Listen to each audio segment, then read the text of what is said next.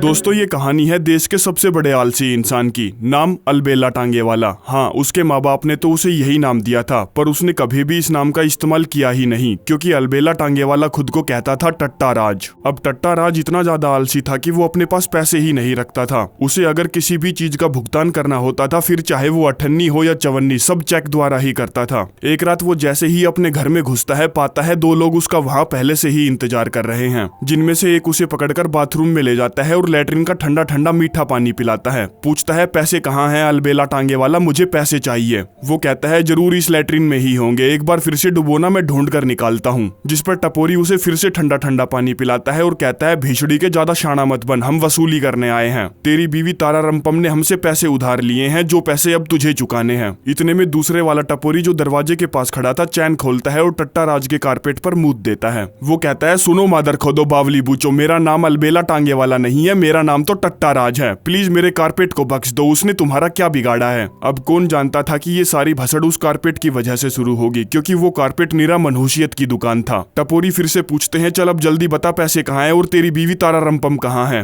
वो पूछता है बीवी? कौन सी बीवी? सुबह सुबह किसी की सड़ी गिंड सूंघकर नशा किया था क्या? मुझे देखकर कहीं से भी लगता है कि मैं शादीशुदा हूँ। और टॉयलेट से अपना स्वैग वाला चश्मा निकालकर अपनी राजगद्दी पर बैठ जाता है, जिससे वो दोनों टपोरी समझ जाते हैं कि हमने गलत नंबर लगा दिया, हमने गलत अलबेला टांगेवाला को रगड़ दिया। आगे वो अपने दोस्त से मिलता है और अपने साथ घटित हुई सारी बातें बताता है। उसका मोटा दोस्त जिसका नाम विशुद्ध गुंडागर्दी है कहता है हाँ भाई मैंने देखा था वो कारपेट, वो तेरे घर की शान था। और बताता है इस शहर में 2 अलबेला टांगेवाला है, एक तो तू जो गरीब है फकीर है, दूसरा वो साला जो करोड़पति मिलियनर है, उसके पास दौलत की कोई कमी नहीं है। पक्का वो उसके लिए ही आए होंगे, पर साला मुझे समझ में नहीं आ रहा कि उसकी बीवी तारा रंपम शहर के लोगों से उधार मांगती क्यों फिर रही है। टट्टा राज कहता है भीड़चो मुझे उस दूसरे अलबेला टांगेवाला को ढूंढना ही होगा, क्योंकि उसकी बीवी लोगों से उधार मांग रही है और वसूली वाले मेरे कारपेट पर मूत कर जा रहे हैं। अगले दिन टट्टा राज दूसरे टांगेवाला से मिलने जाता है, जहां पहले उसकी मुलाकात उसके चमचे से होती है, जो उसे दिखाता है कि वो कितना महान है, उसके पास कितनी डिग्रियां है, कितने अवार्ड है वगैरह वगैरह। फिर बूढ़ा टांगेवाला अपनी ऑटोमेटिक लोडा गाड़ी पर आता है और कहता है तू भी टांगेवाला, मैं भी टांगेवाला, बहुत अच्छी बात है, पर भीषड़ी के तू यहाँ करने क्या आया है? जल्दी बोल, मैं बहुत बिजी हूँ, बता क्या काम है तुझे मुझसे। टट्टा राज बताता है कि सर मेरे पास एक कारपेट था जो मेरे घर की शान था, अभी एक दिन पहले 2 बंदे आए और उस पर अपनी टांग उठाकर मूत कर चले गए। वो लोग आपको ढूंढ रहे थे, आपके कारपेट पर पेशाब करना चाहते थे। बूढ़ा पूछता है भीषड़ी के मैंने मूता क्या? मैं तेरे घर आया था क्या? नहीं ना, तो तू मुझे यहाँ आकर ब्लेम क्यों कर रहा है, निकल यहाँ से। जिस पर वो अपने स्वैग वाले चश्मे लगाता है और उसके चमचे से कहता है तुम्हारे बॉस ने मुझसे कहा है कि जो कारपेट मुझे पसंद आए मैं वो ले जाऊं, जबकि उसने ऐसा कुछ नहीं कहा था। जिसमें वो उसके घर से एक महंगा सा कारपेट उठा लेता है, लेकिन तभी रास्ते में उसकी नजर एक माल पर पड़ती है जिसका नाम है तारा रंपम, और यही है वो बूढ़े टांगे वाले की वाइफ जो गांव गांव जाकर उधार मांगती फिर रही थी। चमचा जो अपने बॉस की वाइफ की हरकतें जानता था, इसलिए कहता है चलो यार यहाँ से चलते हैं। तभी तारा रंपम कहती है $1000 दोगे तो मैं तुम्हारी अभी के अभी तबियत हरी कर दूंगी।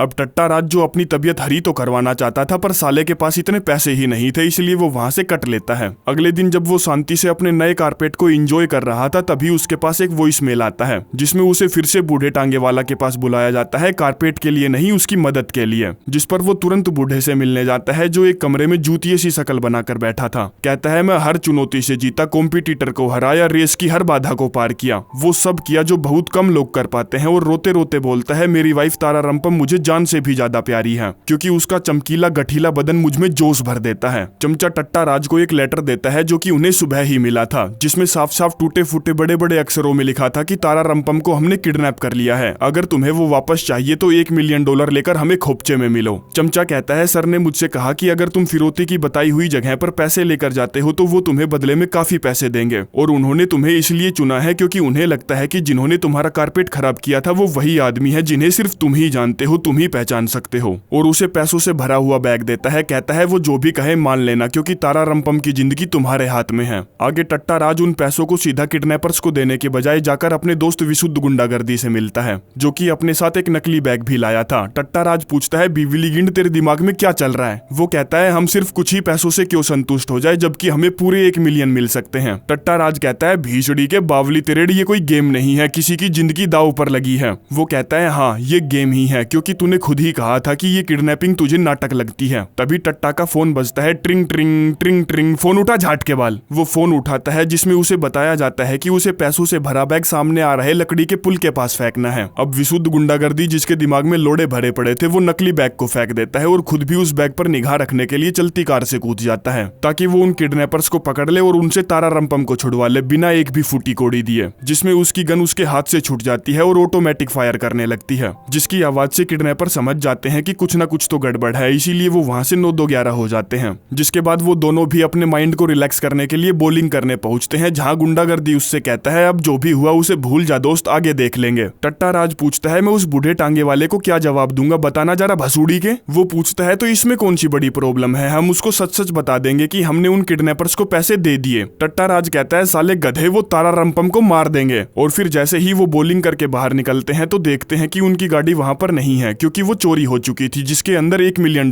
पड़े थे। टट्टा राज गुस्से में बुरी सी शकल लेकर घर पहुंचता है, जहां उसने पुलिस वालों को अपनी कार की रिपोर्ट लिखवाने के लिए बुला रखा था। बताता है मेरी कार का रंग हरा था, कहीं कहीं पर जंग लगा था और उसके अंदर एक बैग भी पड़ा था। पुलिस वाले पूछते हैं सर उस बैग के अंदर क्या था? वो कहता है मेरे बिजनेस के जरूरी पेपर वगैरह थे। वो पूछते हैं आप काम क्या करते हो? बताता है मैं बेरोजगार भत्ते के सहारे जी रहा हूँ, और उन्हें ये भी बताता है कि उसका कारपेट भी चोरी हो गया है। वो पूछते हैं क्या कारपेट भी कार में था? टट्टा कहता है नहीं, वो मेरे घर से चोरी हुआ है। तभी उसके पास एक वॉइस मेल आता है जिसमें बूढ़े टांगे वाले की बेटी मस्तानी टांगे वाली बताती है कि तुम्हारा कारपेट मेरे पास है, जो अगर तुम्हें वापस चाहिए तो जल्द से जल्द मुझसे आकर मिलो। जिस पर टट्टा झटपट फटाफट मस्तानी टांगे वाली से मिलने पहुंचता है, जो उससे कहती है कारपेट तो तुम्हें मिलने से रहा, क्योंकि वो कारपेट मेरी मोम ने मुझे गिफ्ट किया था। और पूछती है क्या तुम्हें खेत में मजदूरी करना पसंद है? लेकिन टट्टा राज की सुई तो अभी भी कारपेट पर अटकी हुई थी। कहता है मैं यहाँ कारपेट की बात करने आया हूँ, ना कि तेरे खेत में फावड़ा चलाने की। वो कहती है इसका मतलब ये है कि तेरी अब उम्र होली, अब तुझसे फावड़ा चलेगा भी नहीं। और बताती है मेरे पापा की वाइफ तारा रंपम पहले एक नीली स्टार हुआ करती थी, जिससे मुझे कोई फर्क नहीं पड़ता कि वो पहले क्या करती थी। मैं टांगे वाला फाउंडेशन की दूसरी ट्रस्टी हूँ, पहले ट्रस्टी मेरे बाप हैं। हमारी फाउंडेशन गरीब नौजवानों को आगे बढ़ने का मौका देती है। और जब मैंने अपने बाप से फाउंडेशन के खाते से $1 मिलियन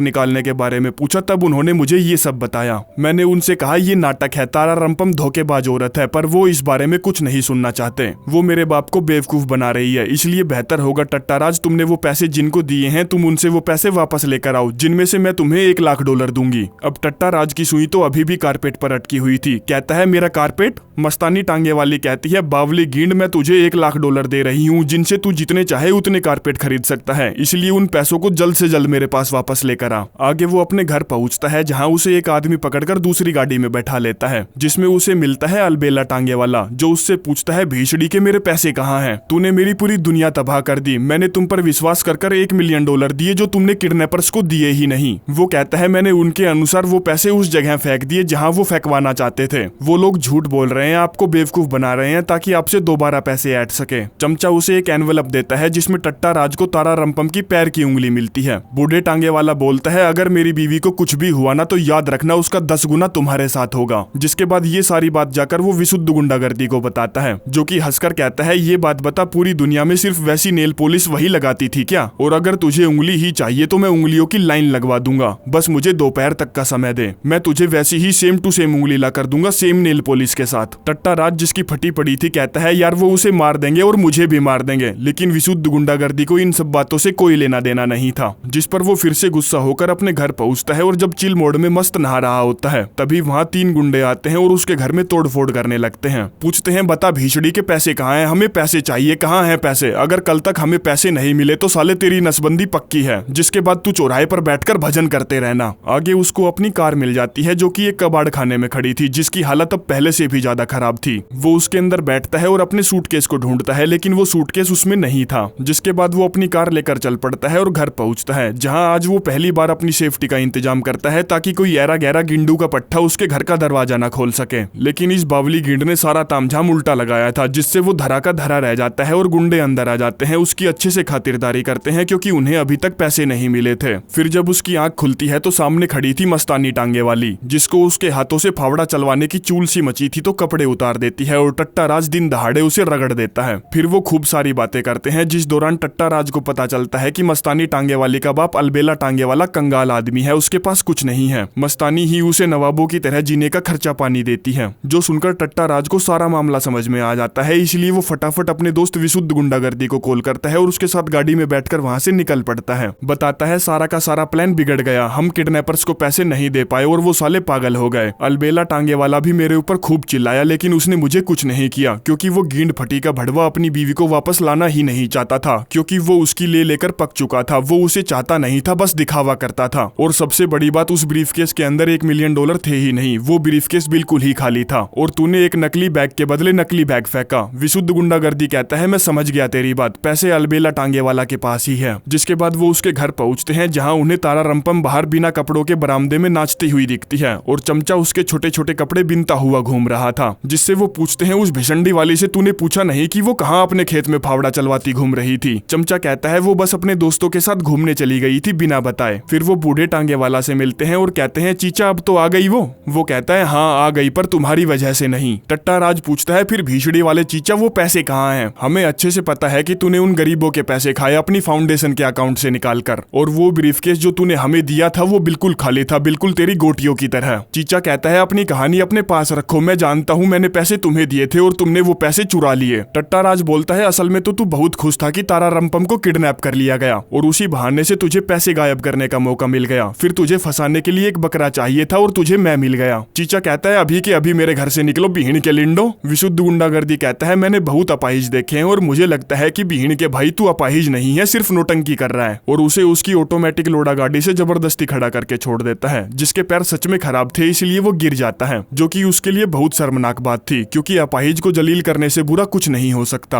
आगे वो बॉलिंग खेलने जाते हैं ये सोचकर कि अब सारा मामला खत्म हो गया है, और जैसे ही खेलकर बाहर निकलते हैं सामने खड़े थे वही 3 गुंडे जिन्होंने उसको नसबंदी करने की धमकी दी थी। कहते हैं पैसे दो वरना हम छोकरी को मार देंगे, जबकि इन बावली गिंडों को पता ही नहीं था कि तारा रंपम कभी किडनैप ही नहीं हुई थी। टट्टा राज कहता है साले अमावस की काली पैदाइश तारा रंपम तुम्हारे पास कभी थी ही नहीं। वो कहते हैं इससे कोई फर्क नहीं पड़ता बहन के लिंड, हमें पैसे चाहिए तो चाहिए वरना तू तो गया। विशुद्ध गुंडागर्दी बोलता है अबे चुप मादर खोद, मैं तुमसे नहीं डरता, बिना बंधक के फिरौती किस चीज की, साले किडनैपिंग के धंधे में नए नए घुसे हो क्या? तभी उन तीनों में से एक बताता है कि इसकी गर्लफ्रेंड ने अपनी उंगली कटवा ली, उसे लगा कि $1 मिलियन मिलेंगे। ये गलत बात है, हमें पैसे दे दो यार। टट्टा राज कहता है सुन मेरे भाई, पैसे कभी थे ही नहीं, उस बूढ़े टांगे वाले ने हमें बस खाली बक्सा दिया था। जो सुनकर तीनों आपस में सलाह मशवरा करते हैं और उनका लीडर कहता है ठीक है कोई बात नहीं, तुम्हारे पास जो भी पैसे हैं वो पैसे हमें दे दो, हम यहाँ से चले जाएंगे। जिस पर वो अपने पर्स से खुशी खुशी $4 निकालता है और दूसरा दोस्त अपनी पॉकेट से $18 निकालता है। लेकिन विशुद्ध गुंडागर्दी उन्हें एक भी पैसा नहीं देना चाहता था, जिस वजह से उन सभी की आपस में हाथापाई होने लगती है, जिनको गुंडागर्दी अकेला ही सुलटा देता है। लेकिन उनके साथ जो दोस्त था उसे हार्ट अटैक आ जाता है, जिस वजह से वो वहीं पड़ा पड़ा ही टैं बोल जाता है। आखिरी सीन में वो अपने दोस्त की अस्थियां लेने अस्थि घर जाते हैं, जहां सेल्समैन उन्हें अस्थियों के साथ साथ एक कलश भी चिपका रहा था, जो कि था $180 का। विशुद्ध गुंडागर्दी जिसका $180 सुनकर दिमाग खराब हो जाता है, तो पूछता है बहान खोद $180 का कलश, क्या उसमें हमारे दोस्त की अस्थियों को रखने से उसकी आत्मा को शांति मिल जाएगी भीषड़ी के? टट्टा राज पूछता है क्या तुम हमें वो कलश किराए पर दे सकते हो, हम अस्थियां बहाकर आपको आपका कलश वापस कर देंगे। वो कहता है नहीं सर। जो सुनकर वो दोनों वहां से चले जाते हैं और एक पेंट के डब्बे में अपने दोस्त की अस्थियों को लेकर उसे बहाने पहाड़ की चोटी पर पहुंचते हैं, जहां विशुद्ध गुंडागर्दी उसके शोक में पता नहीं क्या क्या बड़बड़ाने लगता है और ईश्वर से प्रार्थना करता है। फिर वो अस्थियों को बहाने की बजाय हवा में उड़ा देता है, जो कि उड़कर सारी की सारी टट्टा राज पर आ गिरती है। गुंडागर्दी पीछे पलटता है और उसे देखकर कहता है सॉरी यार, हवा की वजह से हो गया। टट्टा राज गुस्से में कहता है गिंडू तेरा दिमाग खराब है, तू बहान के लुंड कभी नहीं सुधरेगा, अस्थियों को हवा में कौन उड़ाता है साले दिमाग से पैदल। जिस पर गुंडागर्दी उसे जबरदस्ती अपने गले से लगा लेता है कि यार माफ कर दे भाई, और कहानी यहीं पर समाप्त हो जाती है।